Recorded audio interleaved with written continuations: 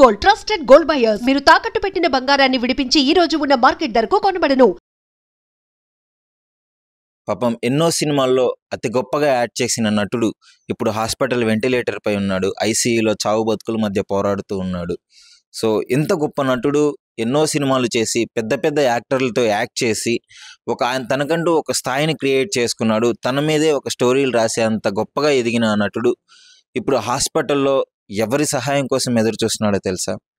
ఎవరైనా నాకు సహాయం చేస్తే బాగుండు, నా ప్రాణాలు దక్కుతాయి నాకు అని చెప్పేసి 2 కిడ్నీలు ఫెయిల్ అయిపోయి ఆ వెంటిలేటర్ పై చికిత్సపోతున్న ఫిష్ వెంకట్ గారి గురించి చెప్తున్నాను. ఫిష్ వెంకట్ గారు అంటే మీకు అందరికీ తెలిసే ఉంటుంది. నా చిన్నతనంలో కూడా నేను చాలా సినిమాలు చూశాను. ఎంతో గొప్ప నటుడు. విలన్ పాత్రల్లో జీవించేస్తాడు.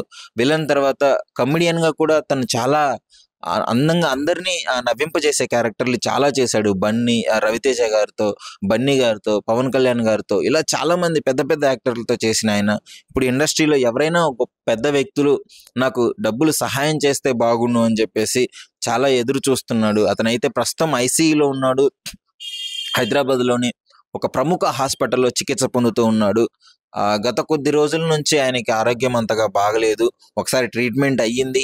మళ్ళీ తర్వాత గత 2 రోజుల నుంచి ఆయన చావు బతుకులతో పోరాడుతూ ఉన్నాడు. సో అందరం ఆయన క్షేమంగా బయటికి రావాలని కోరుకుందాము. అలాగే ఎంతోమంది ఈ విషయాన్ని ఒక పెద్ద హీరోల దృష్టికి తీసుకెళ్ళి వాళ్ళు ఎంతో కొంత సహాయం చేస్తే బాగుంటుంది అని కోరుకుందాము.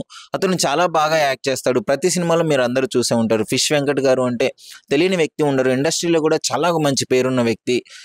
అలాగే ఆయన సహాయం అడగడానికి కూడా చాలా వరకు నిరాకరించాడు. కానీ చేయిదారిపోవడంతో తన దగ్గర ఉన్న డబ్బులన్నీ పెట్టేసి మనసు చంపుకొని ఇప్పుడు సహాయం జోలికి వస్తున్నాడు. సహాయం కావాలని కోరుకుంటున్నాడు. వాళ్ళ ఫ్యామిలీ సభ్యులు కూడా చాలా రోధిస్తూ ఉన్నారు. ఎంత గొప్ప నటుడు, ఎలా ఎదిగిన వ్యక్తి ఇప్పుడు ఈ పరిస్థితిలో ఉండడం చాలా బాధాకరం. ఎవరైనా సహాయం చేయాలి. పెద్ద నటులు, ఒక స్టార్ హీరోస్తో చేసిన వ్యక్తి ఈ విధంగా వెంటిలేటర్ పై ఉండి కనీసం డబ్బులు లేని పరిస్థితిలో ఉన్నాడు. ప్లీజ్ మీరు ఈ విషయాన్ని కూడా చాలా మందికి షేర్ చేయండి.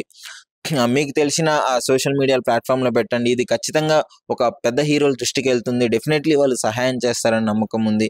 ఫిష్ వెంకట్ గారు కూడా బయటకు వస్తారు. ఆయన చాలా మళ్ళీ వచ్చి మంచి మంచి సినిమాల్లో యాక్ట్ చేయాలని కోరుకుందాము.